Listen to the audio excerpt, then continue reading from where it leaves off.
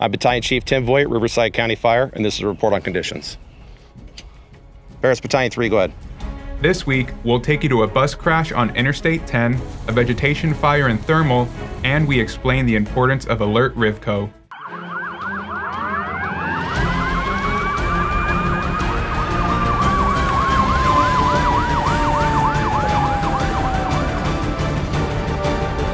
Barris, stand by for reporting conditions.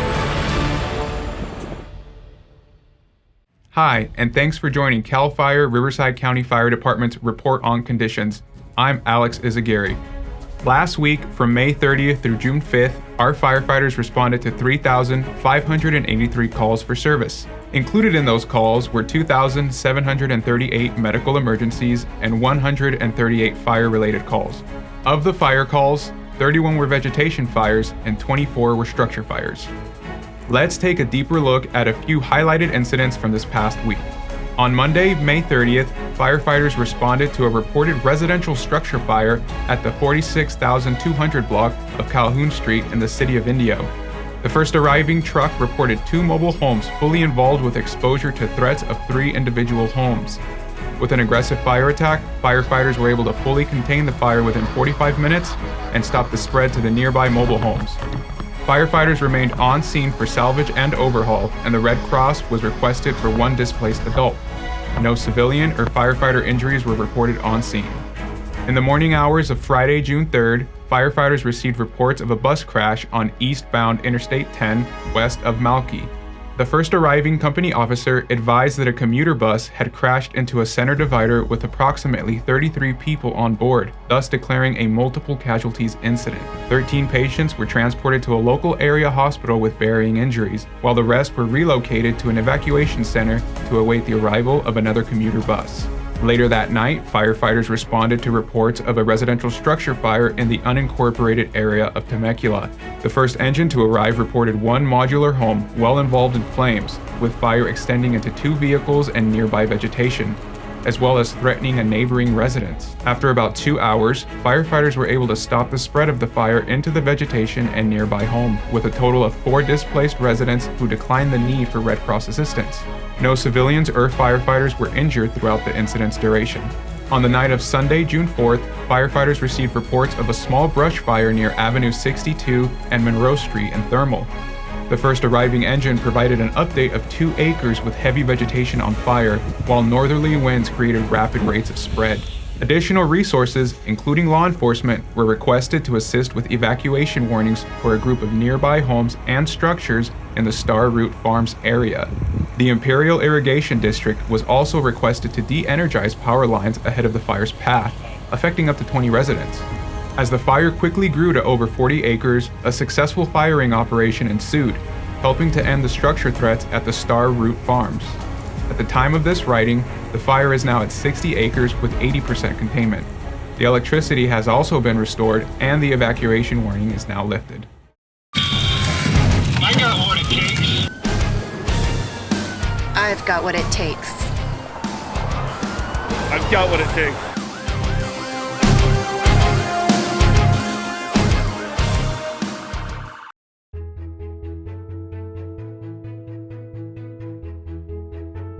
We understand the urgency in getting timely and accurate information on emergency incidents and disasters to our residents and visitors. Riverside County Public Safety agencies have several methods of dispersing information on a targeted or broad scale through our call centers, social media platforms, and the Alert RivCo emergency messaging system. Let's learn more about the Alert RivCo messaging system and evacuations from our partners at the Riverside County Emergency Management Department and the Riverside County Sheriff's Office. An important step for your preparedness for fires, floods, or really any emergency is to sign up for your local alerting system. In Riverside County, we use Alert RivCo. The Alert RivCo system is used by public safety agencies to let the public know as quickly as possible that there's something going on that requires action. That may be evacuating, it could be sheltering in place, or even notifying people that evacuations may become necessary so that they can prepare in advance. The Riverside County Sheriff's Department wanted to share the differences in evacuation warnings and evacuation orders so you can be better prepared in case there's a fire, flood, or other emergency in your area. An evacuation warning means that there's potential threat to life and/or property. If you require additional time to evacuate because of medical needs, pets, or livestock, this would be the time for you to leave. Residents at Main Street and First Street, this is a lawful evacuation order. An evacuation order means there's an immediate threat to life and you must go now. The area will be lawfully closed to public access, so take everything with you, such as medication, important papers, and pet needs, as you won't be allowed back into the area until the order is lifted. A shelter-in-place order means for you to go inside and to shut all your doors and all your windows and to remain inside until further direction from emergency personnel. We think it's important for residents to heed all evacuation warnings and orders to be better assist first responders in protecting lives and property. Everyone wants to know when they can return home after evacuation, and the answer to that is always as soon as it is safe to do so.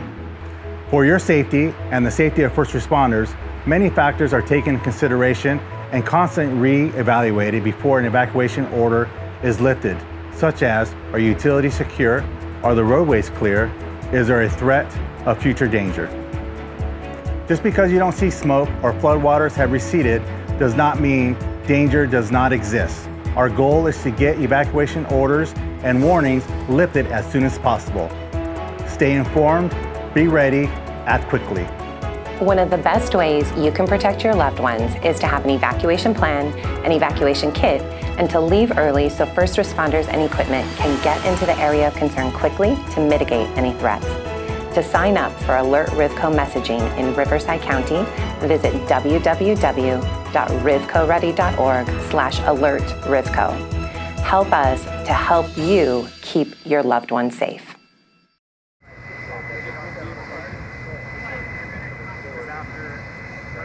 Moreno Valley College and CAL FIRE Riverside County Fire Department have had a long-standing partnership, conducting fire academies at Ben Clark Training Center for college students. Last week, the families of the current academy students had front row seats while the cadets performed live fire training. So I'm Tony Meacham. I'm the unit chief in San Diego, but more importantly, I'm one of the senior instructors here for the Moreno Valley Fire Academy. So tonight's our family night. This was something invented by the students to cook dinner and pay recognition to their loved ones that support them during the academy. So tonight's our flammable liquids and gases burn. We've been burning all day today. We're getting ready to kick off for the night session. Moreno Valley and CAL FIRE Riverside County have had probably a 35-year relationship. Literally since Ben Clark Training Center started, the academy has been here. They enter into a cooperative agreement with Riverside County to provide a fire captain and use of the facility. It's just an amazing place to see the CAL FIRE Academy here, the Riverside County Academy, and the College Academy, and the paramedic program all training out here together. And ultimately, CAL FIRE Riverside, we hire a lot of people that come out of this program. My name is Julio Velasquez. I'm a cadet at Moreno Valley College's Fire Academy. Tonight we were doing Fire Control 4, or flammable gases and liquids, and how to control it and extinguish it. That was really cool, especially the part where our families got to be here and see exactly what we do. All the work we've been putting in for the past 15 weeks, all coming together and just seeing that. My family thinks it's amazing that I'm helping the community and adding more skills to my toolbox so I can better help everyone. My name's Aaron Borden. I'm a student or a fire cadet at Moreno Valley Fire Academy. I went to the paramedic academy here first because I wanted to be a paramedic, and I met a fire captain there who told me the importance of both paramedicine and firefighting. He unfortunately passed away from cancer a couple of years ago, but his last words inspired me to go be a firefighter and help the people in my community. 45! 45! 45! Did you know the Office of the Fire Marshal assists businesses with the reopening process after a fire? Let's join Battalion Chief Tim Voigt, Fire Safety Specialist Kylie Talima, and Assistant Fire Marshal Carlos Rodriguez on scene at Marla's Cantina and Cocina in Beaumont. We've never been through this before. Diego Rose walks through the charred remains of his restaurant. For the past 5 years, he and his wife have managed the day-to-day operations of Marla's Cocina and Cantina restaurant in Beaumont.